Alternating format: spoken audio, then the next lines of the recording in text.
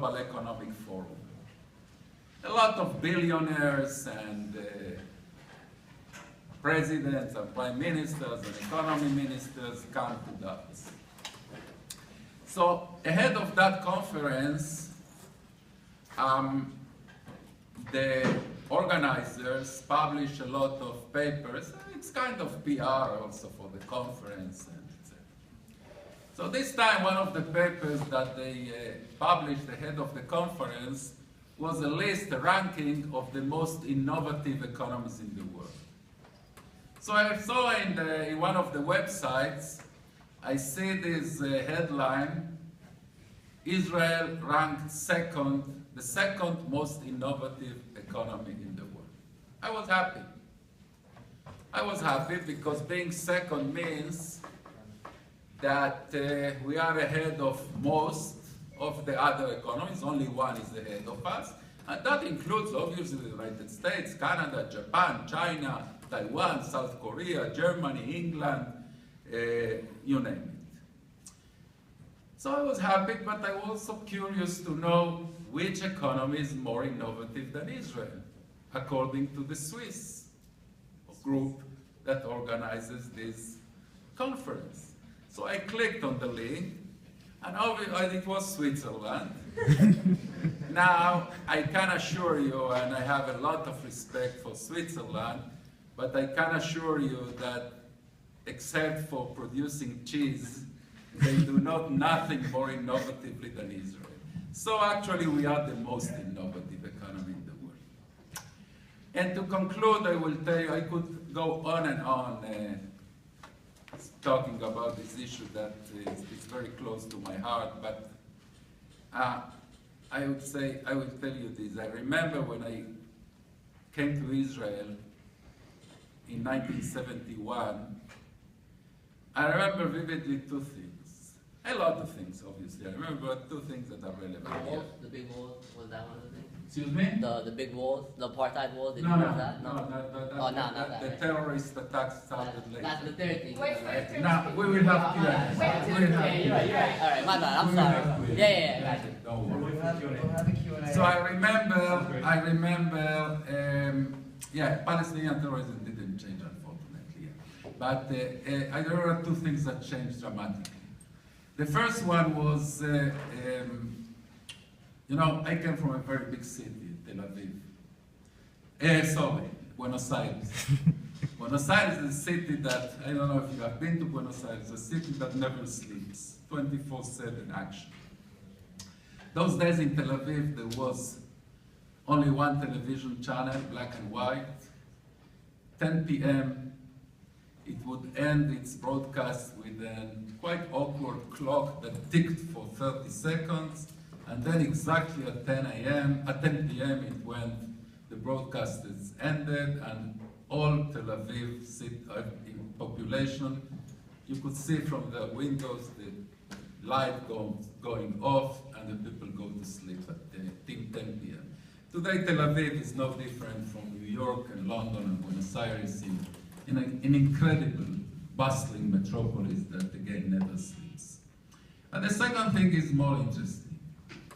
I remember after the Yom Kippur War, 1973, I remember vividly the headline in the newspaper, no websites then, Israel has foreign exchange reserves that are enough for 2 or 3 months of imports.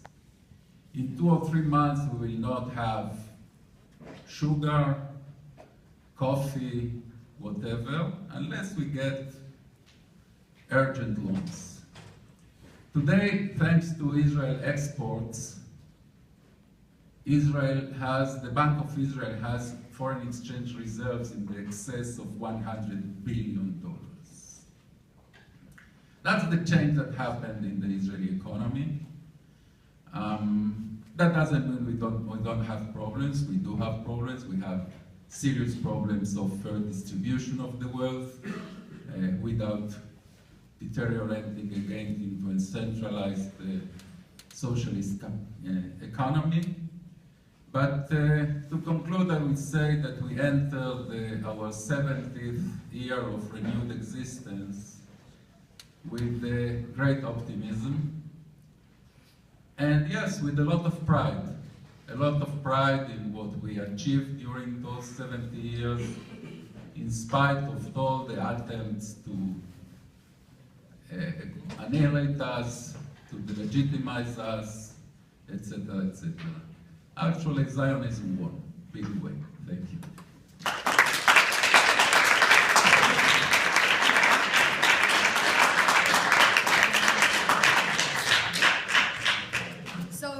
We have like half an hour left of club hours, so we'll open it up to Q&A, but one more round of applause.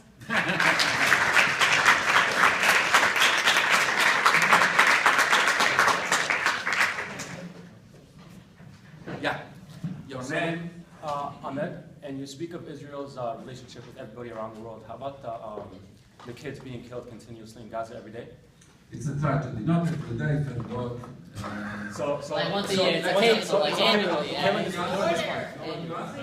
No, you're saying killing is fine on some days, but not on other days. Let me No problem, go ahead. You know, in Hebrew we say, I don't know how many people here, you know here Hebrew, but in Hebrew we say, רק לחמור מראים חצי עבודה. Only to a donkey you show half word. Let me finish the answer. Please don't offend us. No, on the contrary, I want to give you the full answer. Oh, yeah, definitely. Go ahead. Good. I'm answering this gentleman. Before you continue. No, I can't. No, before you continue, can you speak in English only? Yeah, we have other people that don't speak So Hebrew. I translated myself, really. Okay. Be polite, okay? I am ready to engage to answer any question, but please be polite, and I have my right to decide what I say or what I don't say. No problem at all. But Okay, so thank God, not every day children are killed in Gaza, although maybe Hamas police does it more frequently than I know, but I don't know about it. I assume that you refer to Israel. Yes, it's a tragedy. It's a tragedy, a big tragedy, that the Gazans were given by the international community a choice seldom given, very rarely given to a group of persons.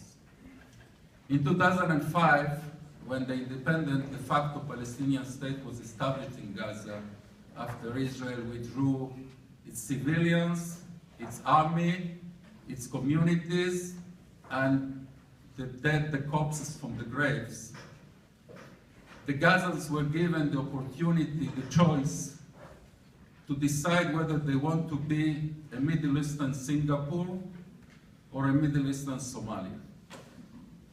Unfortunately, they decided to be a Middle Eastern Somalia.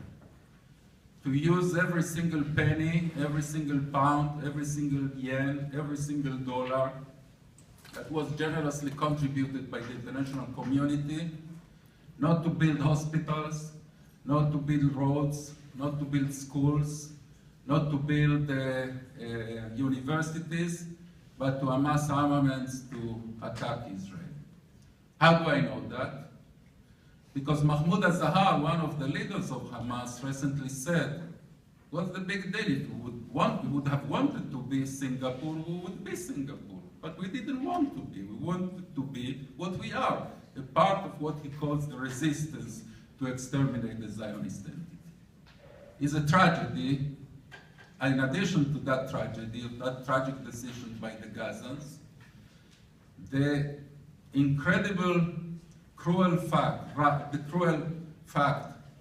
that they positioned their mortars and their terrorist bases in civilian population and in UNRWA schools is so abhorrent that it's really, I agree with you, the fact that children are killed is terrible. I suggest that the next time that Hamas terrorists comes Wait for your time to speak. You're saying you're Wait for your just saying that it's sad that children die, but they should die. They have to die. No, That's what he's saying. That's what he just said. No, Wait, is that not what he said? That's what he said, right? That's what I heard. Well, on certain That's days, right. not on certain days, not all days. Only on certain days. Really, wait for a response. I have another That's what I heard. I'm asking. Excuse Is me? that what it is? That Excuse me, but wait for a time to speak. What's your question? Is that so? They should die. They need to die. No, of course not. The Palestinians killed them by So- possessing Oh, the the Palestinians mortars. killed them now. Oh, So, By putting the mortars and the that's the, all. You know the what? Yes, launchers. man. What about the Look, Israeli next question? time, You know next it's time, BS. look, next It's time, BS. look, It's what's fine. your name? What's your name? My name's Rohan. Rohan. Yeah. Look, next time you will be invited to be here. I will sit there. I will ask the question. I Now don't you want ask to the be here. question. I I give don't. the answers. Okay? You are entitled not to like my answers. Yeah. Speaking of international relations, so you talk about why, you talk about how 25 years ago you would never have seen Israel having relations with countries like India and China.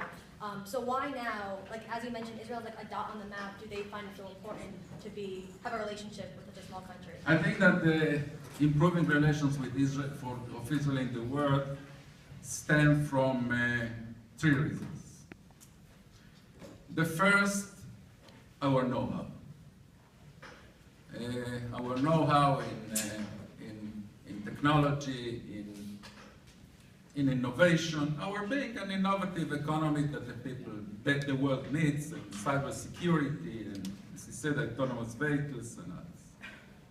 The second, I am very glad that that's one of the reasons. The second reason, actually, I'm not so glad.